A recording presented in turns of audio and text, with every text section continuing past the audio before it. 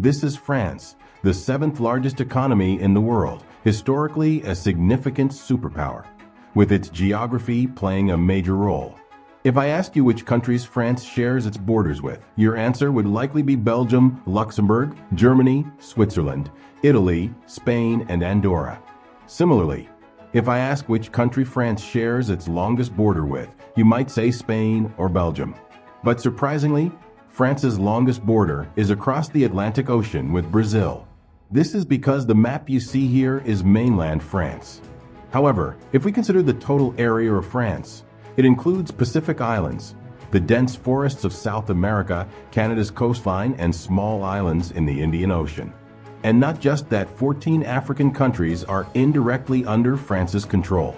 These countries' resources, languages, and financial institutions are linked with France. Even their currencies are pegged to the French euro. Around 100 years ago, France looked very different. At its peak, 10% of the world's land area was under French control, stretching from Africa to Southeast Asia. France was historically the most populous country in Europe. By the 17th century, 1 in 5 Europeans was French. However, wars and the French Revolution resulted in the loss of around 2 million lives. In World War I, 1.2 to 1.3 million French soldiers were killed, which significantly reduced the population. To counter this, in the 1960s and 1970s, France brought thousands of children from these islands to mainland France to boost its declining population.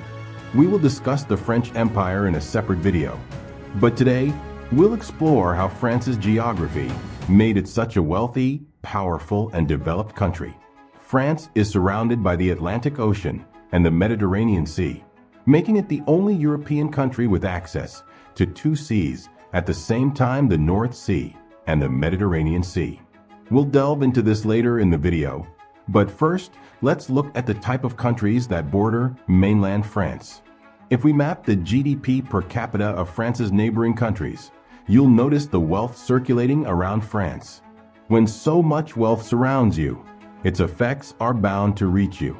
Now, let's focus on France's core geography. On France's southern side is the Pyrenees mountain range, forming a natural barrier with Spain. This mountain range historically protected France. In the 8th century, when Muslims conquered Spain, their next target was France. However, crossing the Pyrenees was a daunting task, preventing the Muslim armies from advancing further into France and Europe. Similarly, on France's southeastern side, the Alps form a border with Italy. The Alps are Europe's tallest mountain range, stretching across 8 countries. These mountains protect France's eastern side, while the Rhine River acts as a natural barrier with Germany. Only the northern area of France remains vulnerable, as it's flat land. Historically, this is the border through which Germany attacked France 3 times in 1870, 1914, and finally during World War II in 1939.